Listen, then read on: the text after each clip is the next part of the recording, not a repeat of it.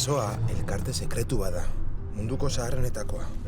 Hasieran euskal kultura eta historiarekin zerikusia zuen guztia biltzeari ekin zion.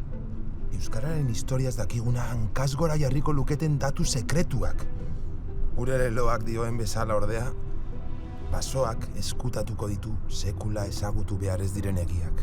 Oker zaude. Piezak lortzea ez da nere helburua. Bide bakarra baizik, ama honik aurkitzeko. Ulertzen!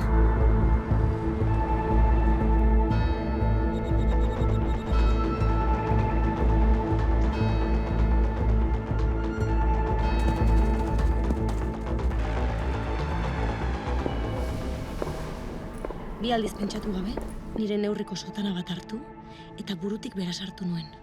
Horrek lagunduko zidan Arantzazun ikustezina izaten.